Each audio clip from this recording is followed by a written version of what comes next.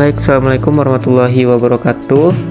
Kami dari kelompok 2 akan mempresentasikan hasil dari diskusi kami dengan judul Analisis Biaya Volume Laba Alat Perencanaan Manajerial dengan mata kuliah Akuntansi Manajemen. Baik, kami dari kelompok 2 beranggotakan yang pertama Alvandes Putra Hidayat, yang kedua Aron Eka Pramana Putra, yang ketiga Aurelino Dava, yang keempat Billy Anugrawandia. Nah, untuk daftar isi bisa kawan-kawan lihat di slide ini. Selanjutnya pembacaan materi yang pertama. Pembacaan materi yang pertama itu yang akan saya bacakan sendiri. Yang pertama tentang analisis biaya, volume, dan laba. Analisis biaya, volume, dan laba atau CFP adalah teknik dalam akuntansi manajerial yang digunakan untuk memahami hubungan antara biaya, volume, penjualan, dan laba perusahaan. Analisis ini membantu manajer dalam merencanakan laba, menentukan harga jual produk, serta mengevaluasi dampak perubahan biaya dan volume produksi terhadap profitabilitas perusahaan. Dengan menggunakan CFP, manajemen dapat menentukan break-even point, titik impas, yaitu kondisi di mana total pendapatan sama dengan total biaya, sehingga tidak terjadi keuntungan maupun kerugian. Selain itu, analisis CFP sangat berguna dalam pengambilan keputusan strategis seperti menambah atau mengurangi kapasitas produksi, menetapkan strategi penjualan, serta menilai dampak perubahan harga jual atau biaya bahan baku terhadap laba. Perusahaan yang memiliki pemahaman mendalam tentang CFP dapat lebih fleksibel dalam menghadapi perubahan pasar dan mengoptimalkan sumber daya yang dimiliki untuk mencapai target keuangan yang telah ditetapkan. Karena CFP menggunakan asumsi bahwa semua biaya dapat dikategorikan dengan jelas menjadi biaya tetap dan biaya variabel, metode ini paling efektif digunakan dalam jangka pendek atau dalam kondisi produksi yang stabil. Oleh karena itu, pemahaman yang baik tentang konsep biaya tetap, biaya variabel, serta margin kontribusi kunci utama dalam penerapan analisis biaya, volume, laba secara efektif. Selanjutnya yaitu komponen utama analisis CFP. Yang pertama, biaya tetap, fixed cost, biaya yang tidak berubah meskipun volume produksi atau penjualan berubah, seperti sewa gedung dan gaji manajerial. Yang kedua, biaya variabel, variable cost, biaya yang berubah sesuai dengan volume produksi seperti bahan baku dan upah langsung. Yang ketiga, pendapatan, revenue, jumlah uang yang diperoleh dari penjualan produk atau jasa. Selanjutnya yang keempat, laba atau profit, selisih antara pendapatan dan total biaya. Yang kelima, volume penjualan, jumlah unit yang terjual dalam periode tertentu. Selanjutnya, ada rumus dalam analisis CFP. Untuk rumus bisa kawan-kawan lihat saja di slide. Break even point, BAP dalam unit. BAP unit, biaya tetap dibagi harga jual per unit dikurang biaya variabel per unit. BEP menunjukkan jumlah unit yang harus terjual agar perusahaan tidak mengalami rugi atau laba. Break even point dalam rupiah.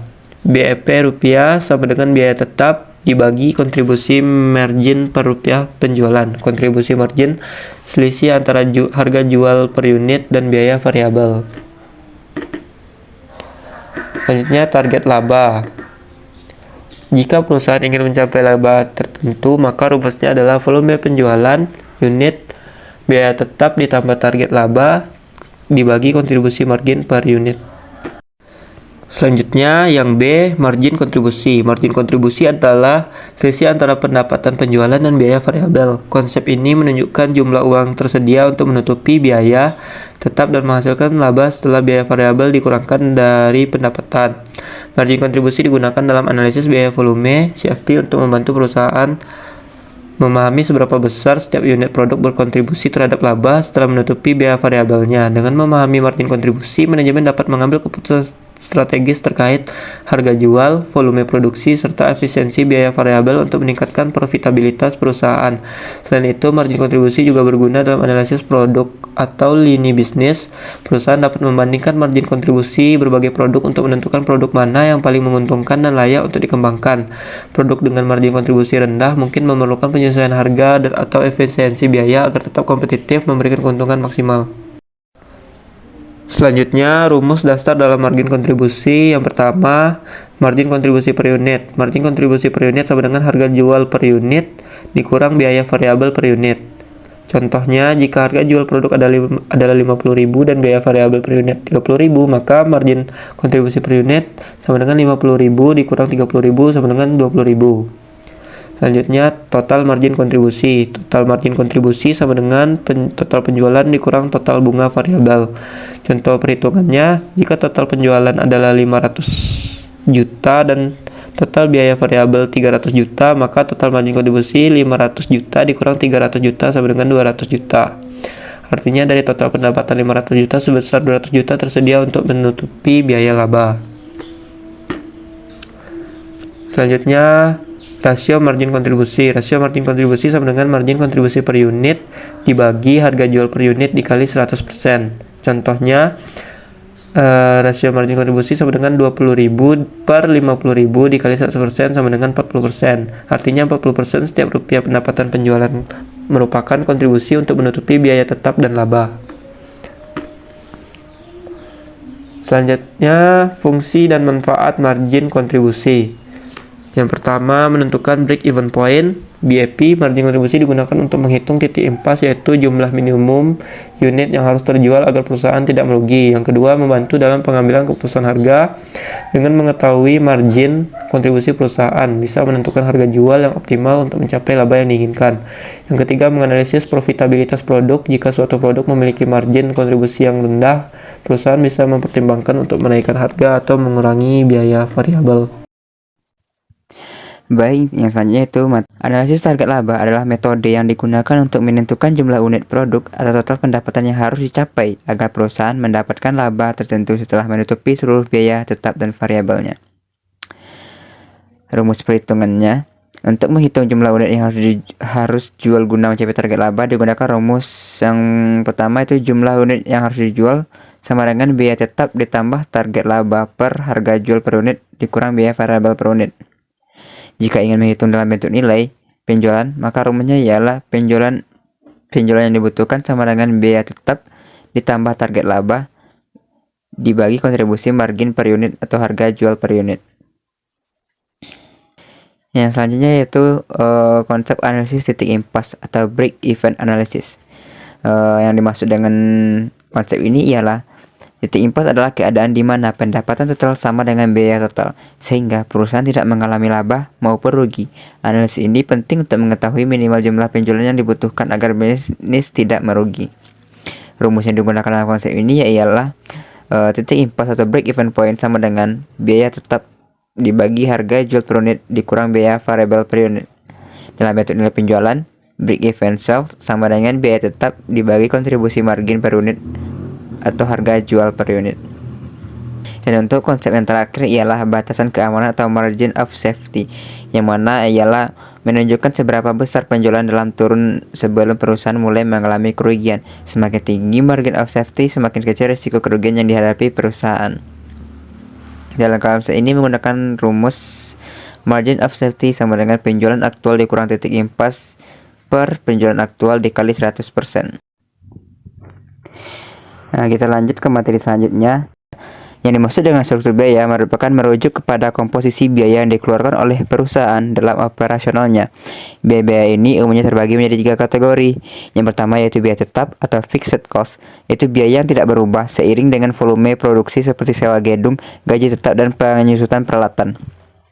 Yang kedua yaitu biaya variabel atau variable cost, biaya yang berubah seiring dengan tingkat produksi, misalnya bahan baku dan upah harian yang tergantung pada jumlah produk yang diproduksi. Dan yang terakhir ialah biaya semi variabel atau semi variable cost, biaya yang mengandung unsur tetap dan variabel. Contohnya, biaya listrik yang memiliki komponen dasar ditambah biaya tambahan sesuai dengan penggunaan.